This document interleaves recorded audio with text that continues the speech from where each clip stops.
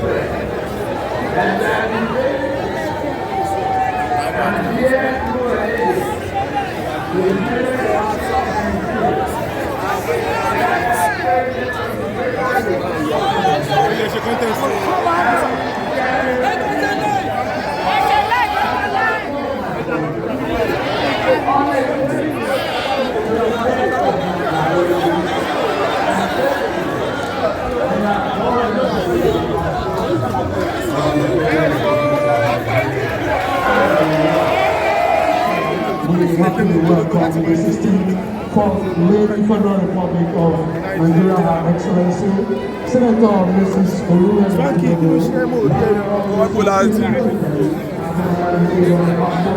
Federal Republic of Nigeria, His Excellency President Bola Tinubu, and the Administrator and Philanthropist Olúwẹ̀mí Tinubu, as First Lady of Lagos State, established the New Era Foundation, dedicated to establishing centers for all around the world and promote public awareness on environmental health and community service.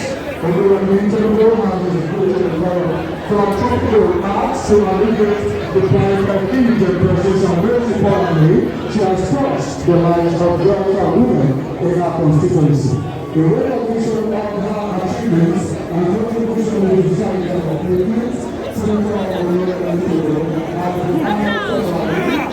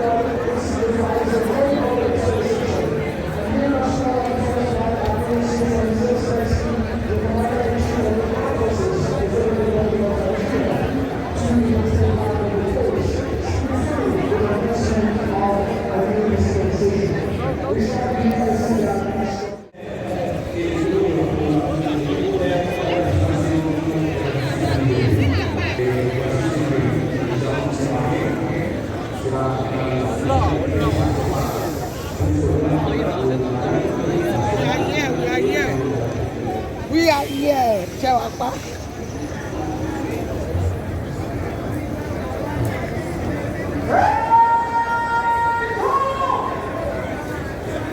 Give me some.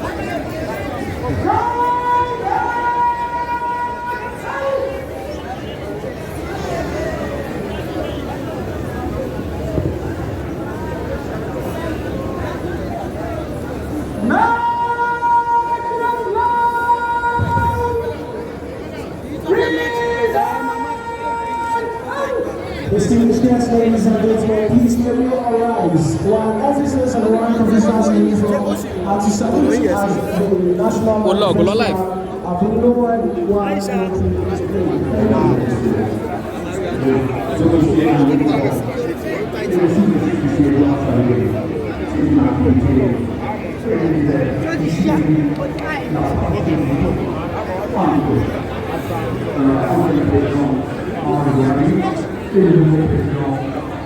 Bola, Aare, Tuntun. Ini nanti para orang ini juga ini dengan hal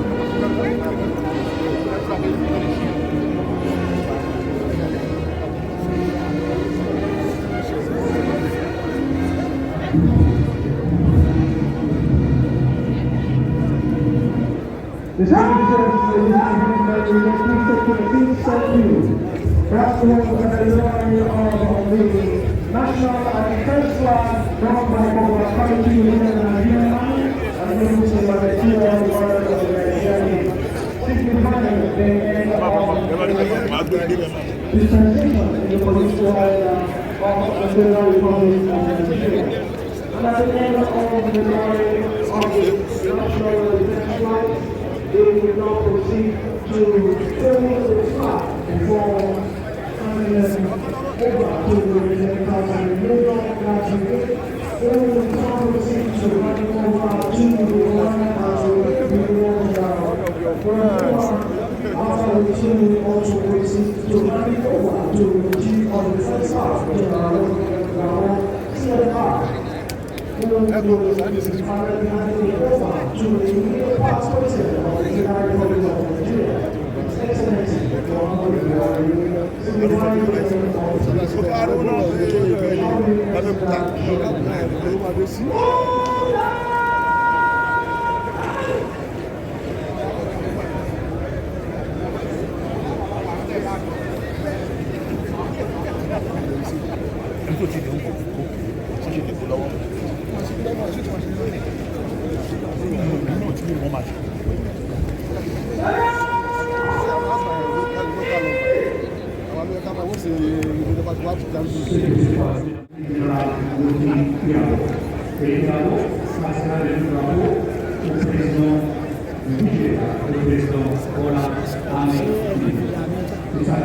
No. What do you call it?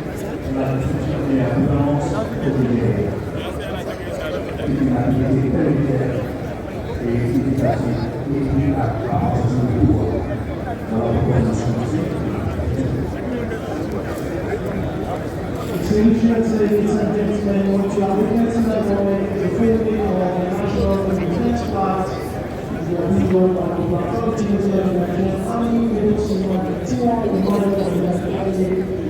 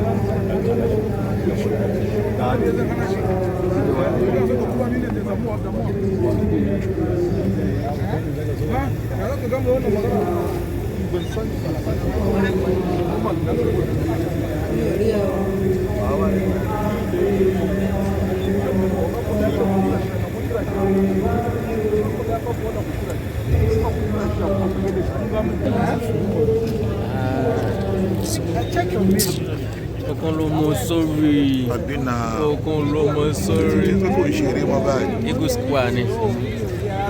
wọn ní dìbò fún àdìbò fún kò ní wọlé ó ti wọlé náà ní gbé fún ní ó ti gbà ọ̀rẹ́dì kì í ṣe kó ń gbà ó ti gbà ọ̀rẹ́dì kò sí nǹkan méjì ẹ jẹ́ ká fọwọ́sowọ́pọ̀ ní Nàìjíríà sì máa dáa ìgbàgbọ́ tiwa nìyẹn Awíkòkò ni a sọ lójú ọlọ́rọ̀ tọ́lọ́rọ̀ bá gbọ́ kò sí babaláwa ọlọ́rọ̀ ó ṣe kò sọ́tà ẹja fọwọ́sowọ́pọ̀ ní ọmọ ìyá kan náà ní gbogbo wa Aṣíwájú tó wọlé ó ti ṣe rí ẹ jẹ́ kó lo ọpọlọ tó lò nípínlẹ̀ Èkó kó fi tún orílẹ̀-èdè Nàìjíríà ṣe ó máa sún gbogbo wa bọ̀ alálàáfíà àjọ gbádùn ẹni má sọ̀tẹ̀ mọ́ sinmi ọ̀tẹ̀ Aṣíwájú lọ́kàn ìdáríjì ó máa dáríjì gbogbo wa so kò jù bẹ́ẹ̀ lọ. team player ni. God bless Aṣíwájú. God bless Nigeria.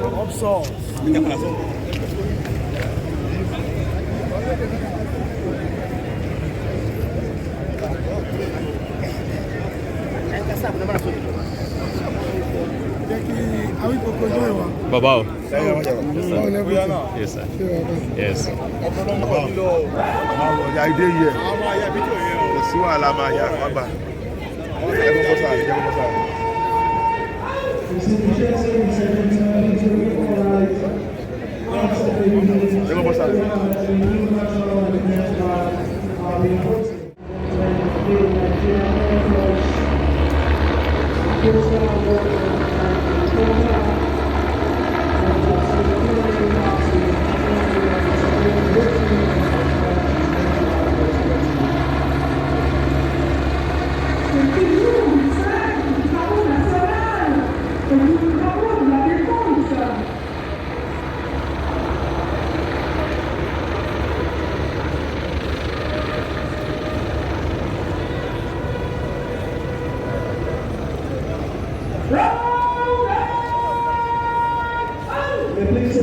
Thank you. Between the chairs, ladies and gentlemen, at the end of a very good voting of the national respectively, may I now respectfully request the Chief of Defense Staff to CFR to take the seat, and I also take the acknowledgement of the commander that the usher will be the past president of the United States. Awíkòkò ìpínlẹ̀ àwọn ọmọ àwa ní ìlú square ọlọ́ọ̀lọ́ọ̀ làwọn ń jẹ o alábíyà là ń jẹ o ẹ̀mí ayọ̀ kẹ̀mí àjò àlàáyá yá ṣe àná àwọn àti dàgbé.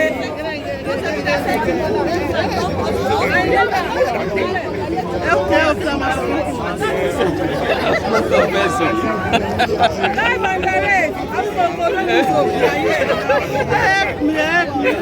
I want to help you. You will just say, help me.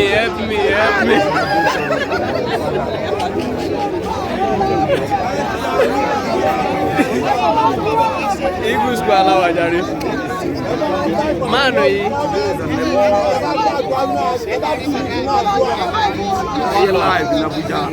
No, ìyẹn tẹ̀sẹ̀ tún fún ajá. Wọ́n ìtẹ̀ tún fún ajá. Wọ́n tẹ̀sẹ̀ tún fún ẹ. Àwọn àti kọ̀mpútà wọ̀ ní.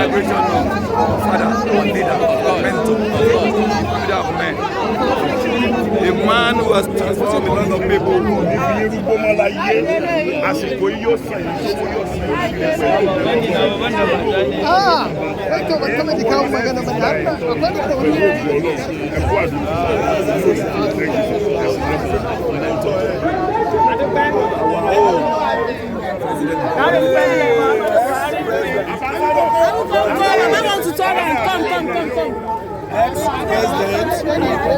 Ex-president is leaving now. Buhari, Aare Buhari ló lọ yìí o.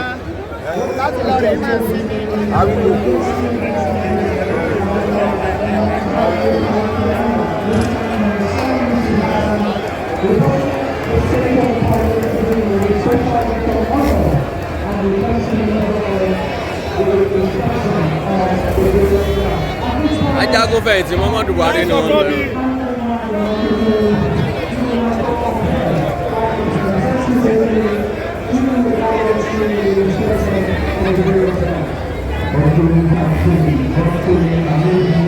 Ajagunfẹ̀yìntì Muhammadu Buhari ni wọ́n ń lọ yìí.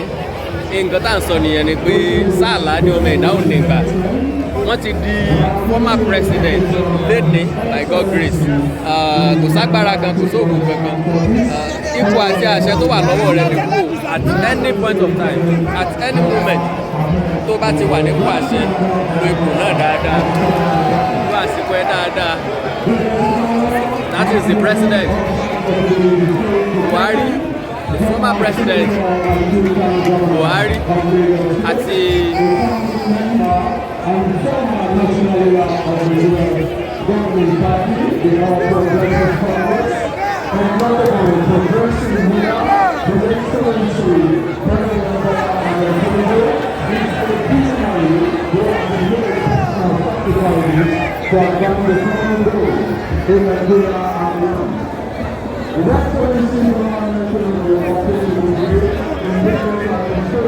Ajagunfẹ̀yìntì àbí Asiwaju Bola Ahmed Tinubu lélẹ̀.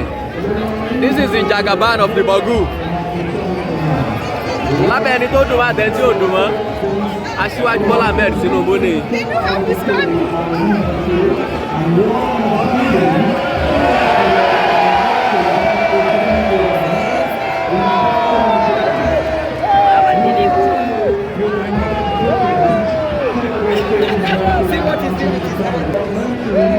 Àkànbí ọmọ olódò ilẹ̀ fúnra ẹ̀.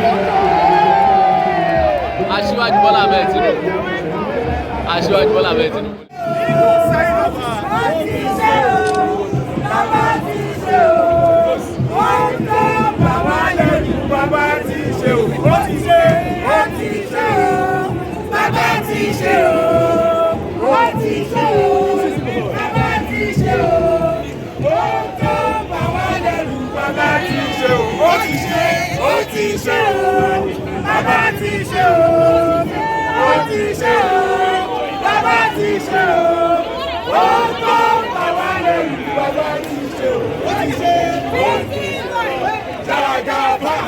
City boy, Jagaban, City boy, City boy, Jagaban, City boy, Jagaban, City boy, Jagaban, City boy, Jagaban.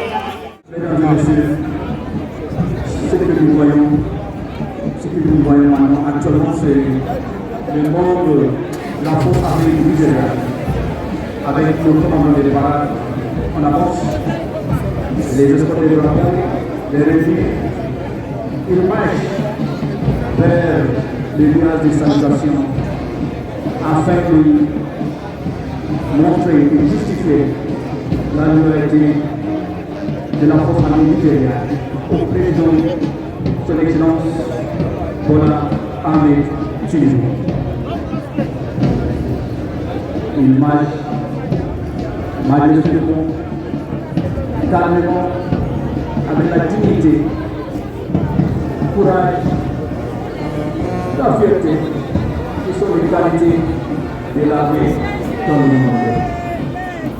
Vraiment, c'est une activité kaléidoscopique, pleine de couleurs, qui signifie nouvelle ère de la discussion, nouvelle dimension au Nigeria. Mon commandant, mon capitaine Ahmed, je passe la parole. Monsieur Mohamed Tijani, distinguished guests, very senior officers, ladies and gentlemen, what you are watching at the moment are the last bombing squad to the right and left arm of the parade ground, preparatory for the presentation of arms to the special guests of honor to show their unwavering loyalty to the exalted office of the President and Commander-in-Chief of the Armed Forces of the Federal Republic of Nigeria. To the left half of the saluting ladies, we have the number 1, 2, and 3 guards provided by the Nigerian Army. And to the right half of the saluting ladies, we have the number 4 guard provided by the Nigerian Navy. Behind the number 4 guard is the number 5 guard provided by the Nigerian Air Force. And the last guard for today's occasion is the number 6 guard provided by the Nigeria Police. The middle of the parade ground facing The special guest of honor at the tournament now are the color party. And we have four colors parade this morning. We have the national color, the Nigerian anti-regimental color, the Navy color, and the Air Force color, being carried by commissioned officers as well as ensigns in the colors. Distinguished ladies and gentlemen, the winners of the general gas paying compliment. Want to show that honor to History has been made. Special guest of honor. Already. After paying compliment, they are now Bẹ́ẹ̀ni mi náà, mo ti sọ tẹ́lẹ̀. Mesdames et messieurs, comme vous voyez, il y a 6 gars qui parlent ce matin. Nous avons les 2 délégats composés de la militaire nigériane. La 4e garde est composée de la marine nationale. 5e garde est composée de la militaire nigériane. Et nous avons aussi la 6e garde composée de par la police nationale. Le président s'approche. Les mêmes signes.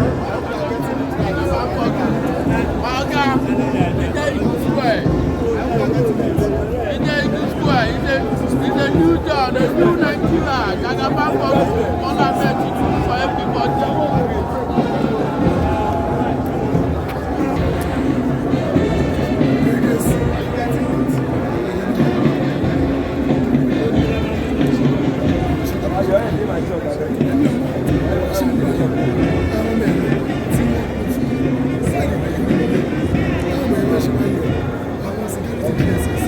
Your Excellencies, most distinguished invited, ladies and gentlemen, as you sit back and enjoy this beautiful parade by these amazing officers and men, permit me to approach you with the significance of 21 gun salute, which is part of activities lined up for today's celebration. The 21 gun salute is a military tradition used to honor respect or honor to dignitaries.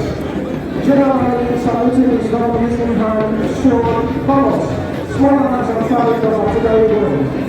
Salute by one side is an ancient ceremony originated in the 17th century and involved the use of artillery guns to fire ammunition, usually hands, to honor important dignitaries or commemorating an anniversary. Traditionally, gun salutes are presented to honor or welcome the foreign president of one state on a state visit. It is also used to commemorate Independence Days, marking Republican Days, and Independence Anniversary celebrations. Others include Ascension Day, State Funeral of our late President, and Independence Day.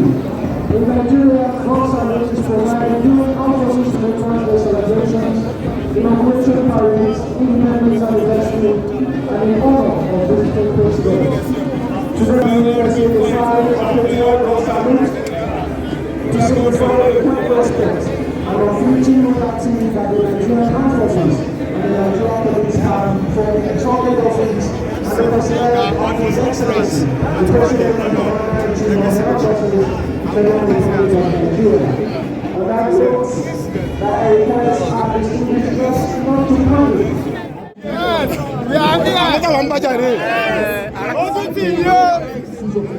Rufai now. Ready to come as a Musiama. Rufai, come as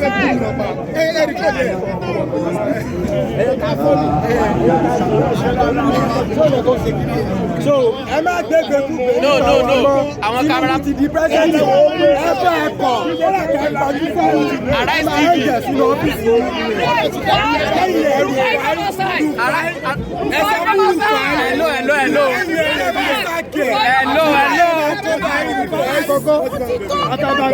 Mami, kata fojú wa ilé.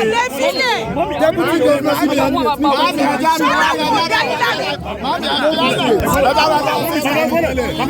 ẹ fi wọ́n lẹ̀. Ẹ má kàn dúró wa.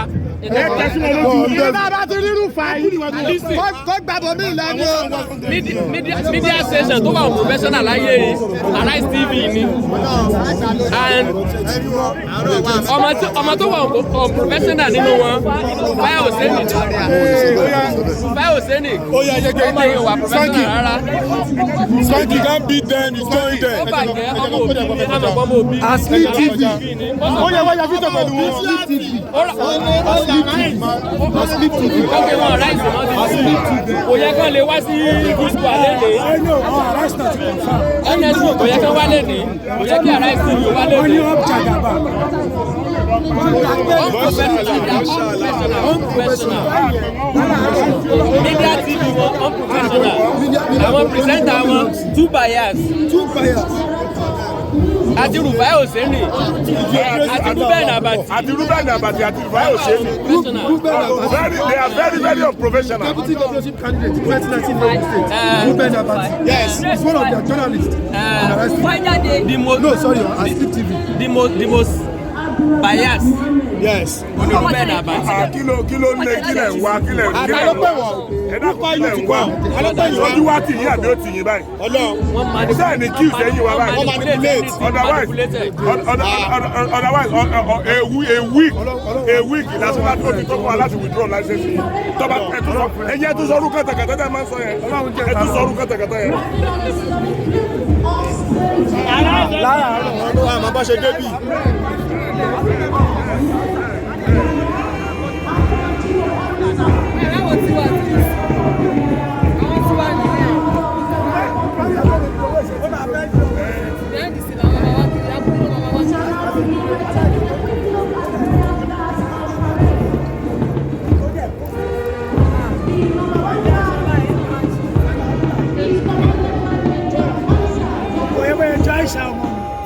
tó dé fìlà black yẹn.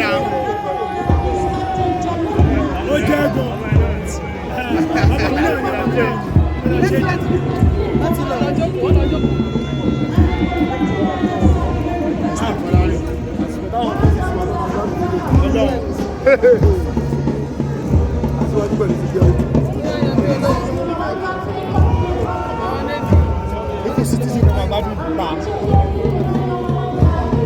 Àwọn ọlọ́pàá ló wà lẹ́yìn yẹn. Àwọn ènìyàn lẹ́yìn. Àwọn ní gọ́ọ̀mẹ̀ntì. Àwọn ìjọba kankan ló ń bọ̀ lẹ́yìn. The government. Ìjọba. Àwọn ọ̀rẹ́ àwọn ló máa láàsì àwọn ìjọba kankan. Àwọn ọ̀rẹ́ náà ṣé àrídẹ́ ìwé rí fún lórí wọn.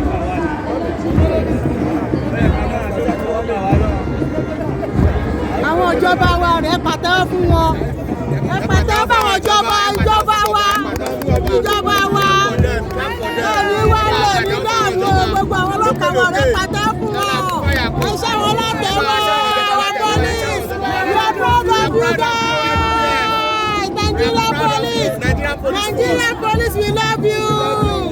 We love Nigeria police, we love you. God bless you. God bless Nigeria police force. Thank you, God bless. We love you all. Where's my flag? Kí ló fẹ́ wá ṣe? Àìsàn. Arise ọlọ́ọ̀ ti ṣe. Arise TV. A lè fi wọ́n lẹ̀ wọ́n ṣe èèyàn gidi sẹ́ẹ̀. Ojú yìí ti kó. Wọ́n ṣe èèyàn.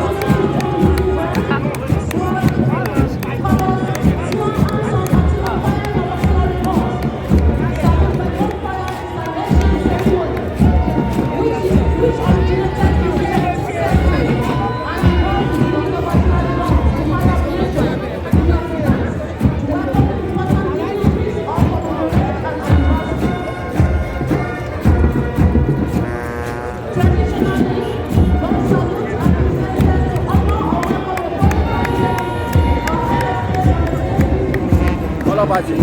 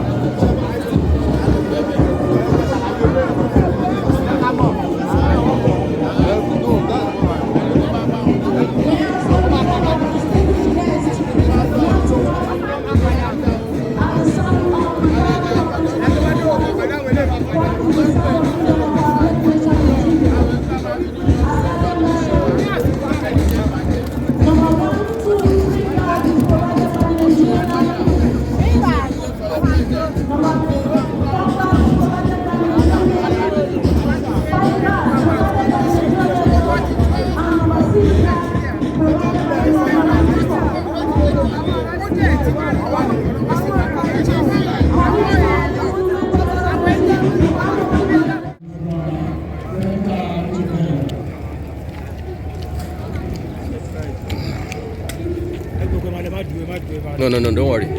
Don't worry.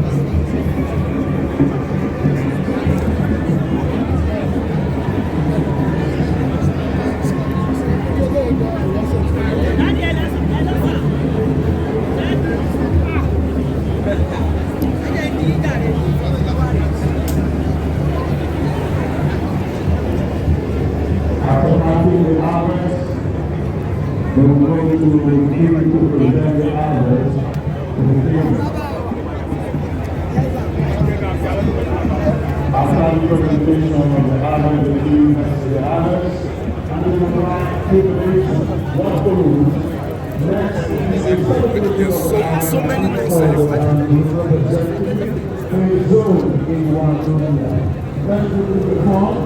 In celebration of the islands of the popular Ghanaian dance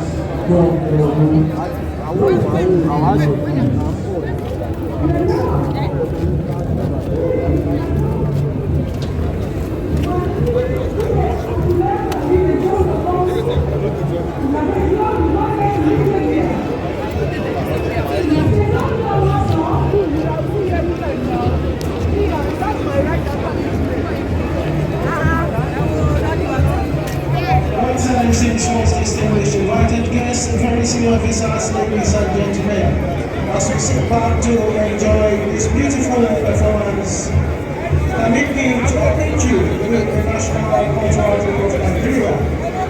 These are parts that come from the Federal Ministry of Culture and Tourism. The government performing arts institution in Nigeria.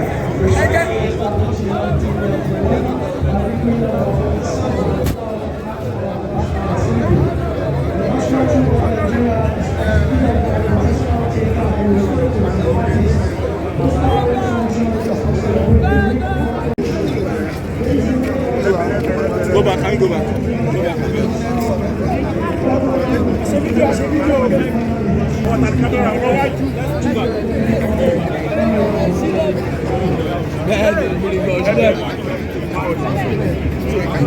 Oh yeah. Ẹ̀yà fọ́tò tó ṣe dúró.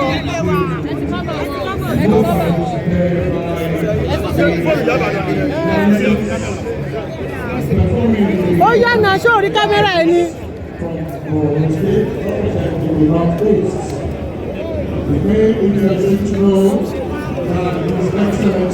Ó ti yá, bàmọ́.